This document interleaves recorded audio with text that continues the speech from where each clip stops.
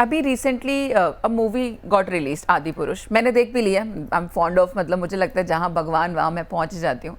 और मेरी बहुत जिज्ञासा भी रहती है कुछ जानने की, किसी चीज़ को आप बहुत अच्छे से चलचित्र को अगर आप दिखा सकें, हमारी आज की जो जनरेशन है उसको अगर हम, क्योंकि उनके साथ अच्छा उनको मूवीज़ में बड़ा इंटरेस्ट है, तो उसके ज़रिए सिखाना हमारे लिए आसान है। वो एक बार को शायद हमारे को बैठ के सुनेंगे नहीं इतनी देर तक, लेकिन अगर वही चीज़ मैं एक पिक्चर फॉर्मेट में डाल दूंगी तो उनके दिमाग में जल्दी चली जाती हैं वो चीज़ें। यही इच्छा के साथ में मैं भी देखने गई थी कि कुछ अच्छा होगा, तो मैं भी अपने व्यूअर्स को जो है ये थोड़ा सा गाइड करती हूँ, चीज़ अच्छी है आप जाके देखिए, कुछ सीखने को मिलेगा।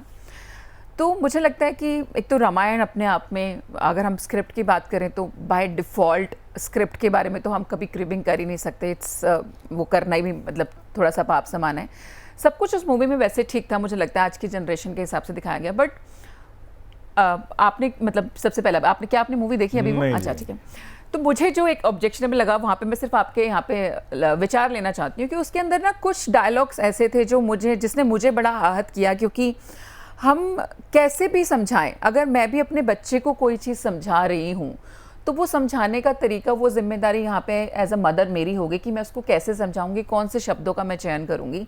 तो यहाँ पर जो उन्होंने बीच में शब्दों का चयन किया गया, जैसे रावण के पुत्र ने वहाँ पे श्री राम को बोला, ए बड़े भाई कल तक निकलो, तो क्या हम इसको रामायण से रिलेट कर सकते हैं? क्या मैं इसको ज्ञान से रिलेट कर सकती हूँ? वहाँ पर ही जब हम रावण के पास में भी जानते हैं, रावण को मुझे नहीं लगता आप लोग नेगेटिव कैरेक्टर में देखते होंगे, मैं उसको स्टिल बहुत पॉजिटिव कैरेक्टर में भी देखती हूँ। क्योंकि रावण की बुराइयां गिनाना तो बहुत आसान है, लेकिन मैं बोलती हूँ अगर आप आएंगे तो उसकी अच्छाइयाँ एक्चुअल में उसकी बुराइयों से बहुत ऊपर जाकर के भी बैठी हुई हैं। उससे बड़ा ज्ञानी उस वक्त का कोई नहीं था।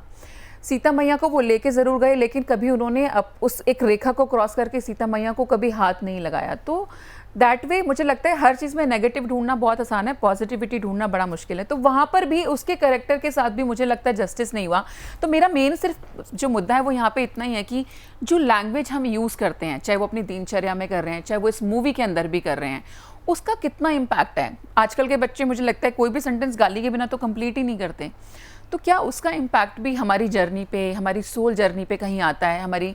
हमारे ऊपर भी कोई इम्पैक्ट आता है, हमारे प्लैनेट्स पे आई डोंट नो कोई इफेक्ट जाता है कि नहीं जाता? तो उस बारे में मुझे सिर्फ आपके एक थॉट्स चाहिए।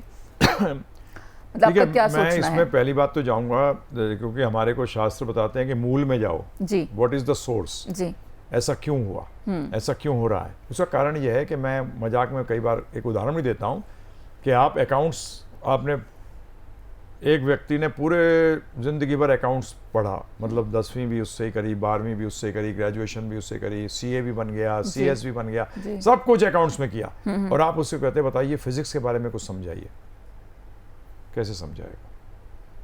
वो कुछ किताबें पढ़कर कुछ बोल देगा फिजिक्स के बारे में, परंतु उसमें तथ्य नहीं होगा।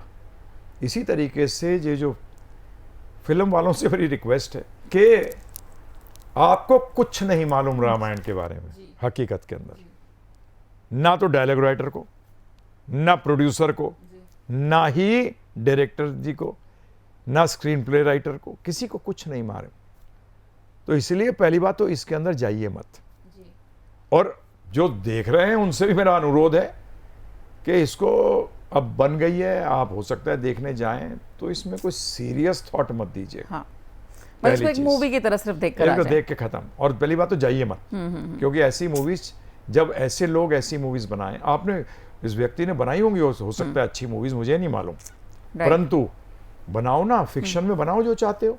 ये फिक्शन नहीं है और ये महापुरुष की हिस्ट्री नहीं है, ये भगवान की हिस्ट्री है जी। और भगवान बना नहीं करते, भगवान थे, हैं और रहेंगे। ये ध्यान रखिएगा।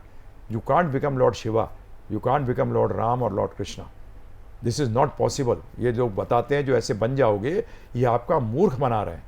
अगर बन जाओगे, हमारे गुरु महाराज कहते थे, don't give a post dated cheque of a bank जो है ही नहीं, और पैसा तुम्हारे पास है नहीं, कि मर जाओगे उसके बाद बनोगे। अभी बन के दिखाओ ना भाई। जिसने बनने की कोशिश करी वो असुर है।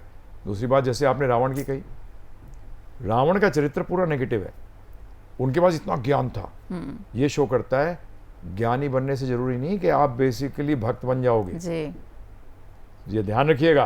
हनुमान जी को कहा गया ज्ञान गुण सागर, परंतु जब वो पूर्ण ज्ञानी थे तो क्या थे? वो राम जी के भक्त थे। जब नॉलेज आ जाती है, ये भगवत गीता कहती है, बहुत जन्मों के बाद में बहु नाम जन्म नाम अंते, ज्ञानवान माम प्रपद्यते, जो ज्ञान में आया जाता है वो मेरी शरण में आया जाता है, इसको कहते हैं ज्ञानी।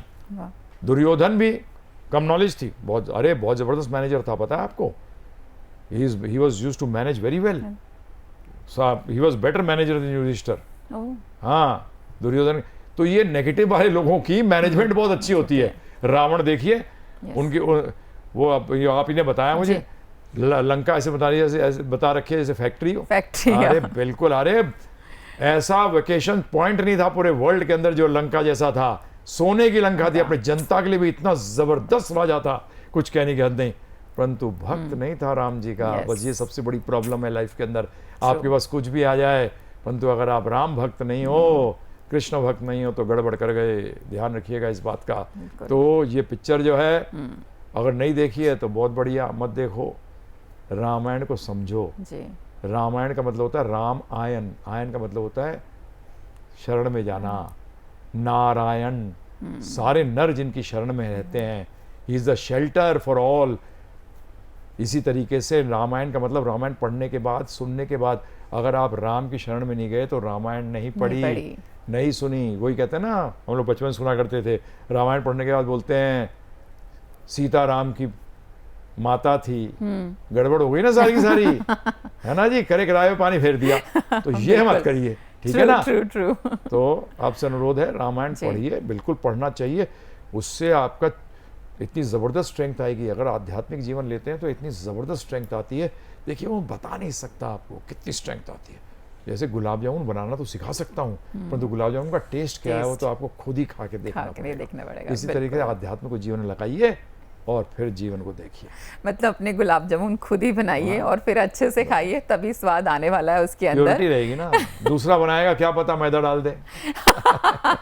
नहीं, पर मुझे लगता है वहाँ पे ही ज्ञान का प्रकाश, वो भक्ति भगवान की, वो आपकी मदद करती है, आपको बताती है कि एक्चुअल में गुलाब जामुन कैसे बनाना है, वो भी आपको बताया जाता है। बाकी मेरा भी मानना सिर्फ इतना ही यहाँ पे कि हमारे जो शास्त्र हैं या जो पीछे से जो ज्ञान एक तरीके से आ रहा है वो बहुत ही पवित्र है। मतलब उसके साथ ठीक है, मैं तो कहती हूँ वो सिखाना तो बहुत ही इंपॉर्टेंट है, और वो अगर आप पिक्चर के तरीके से सिखाना चाह रहे हैं बहुत अच्छी बात है, लेकिन अच्छी चीज़ दिखाइए और अच्छे से सिखाइए, बस इतना ही हम आप जो है आपसे चाहते हैं। तो जैसा कि प्रभु जी ने भी कहा, तो मैं भी बोलना चाहूँगी, आप जाइए एज अ मूवी, उसको देखिए, इंजॉय कीजिए, बट आप ये मत सोचिए कि आप रामायण पढ़ के आ गए हैं। नहीं, वो पढ़नी ही पड़ेगी, है ना, उसका ज्ञान आपको वहीं से मिलेगा।